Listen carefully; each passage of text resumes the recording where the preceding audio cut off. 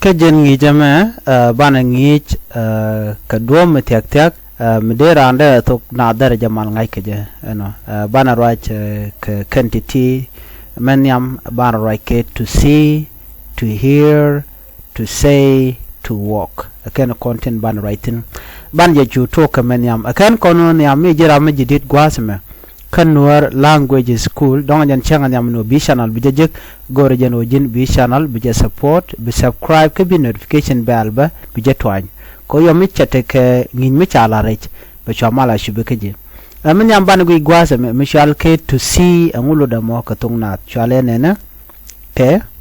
o ba nen jalo da mo ko ba nen ban ne titi bana kon gitten bo kon kulo kuje do diena me to see ludne ko banen I see ludno de I see and gwecheje kien chenen I see and chenen and shanen gorje no bi bran beje nang no ko dob dan dere ngai keje and shanen I see you see jin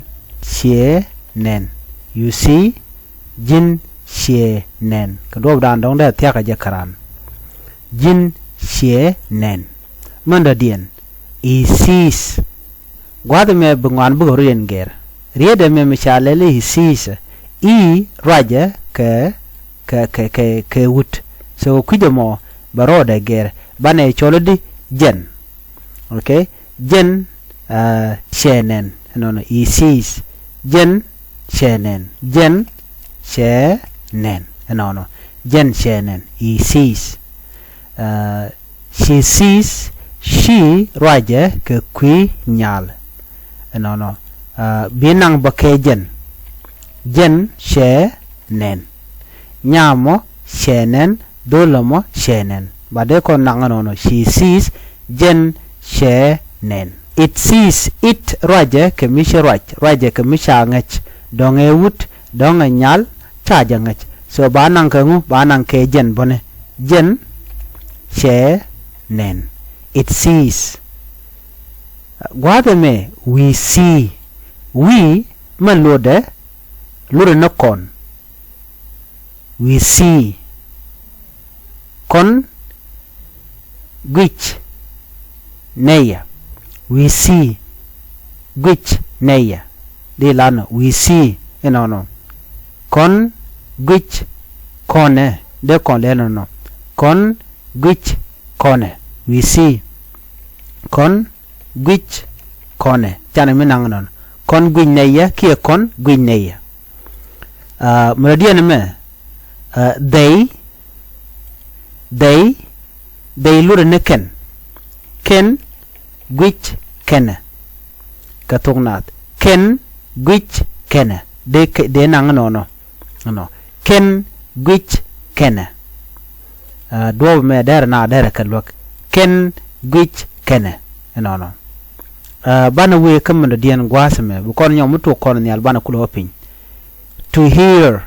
ngulo damo to hear lu node ko baling ke o baling na man lu ne liang miliang ka ko baling mishilar no ne I hear and shelling I hear and shelling kidi larbanode and baling di larno no ban and baling I hear no but te umbo kon ngai gwazame to present to past to future teten but ear gwasme waje ke now and shelling ke and chiko ka Thok Nath different but bana lari and shelling I hear shelling and shelling mana dien you jin shelling ear malude lude nungu lude ni liang mugur jano biangach gwasame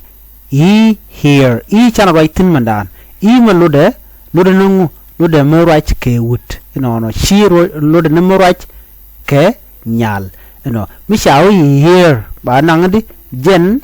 she ling a check jen she ling she ear she raje ke kwinya de ko laro nyama she ling ba ban jenan ko ke jen she ling no it here bo it ear me chire ke jen bo she ling but there is something we become get gwas me no ka do dan de tok de ngai ke so la gore ke different atu ni al gwata me bana s ban jelas gwada me bana s ban jelas e rule bana s ban jelas gwas me okay one wo gwada me ni it ears jen de ko larbo jen she ling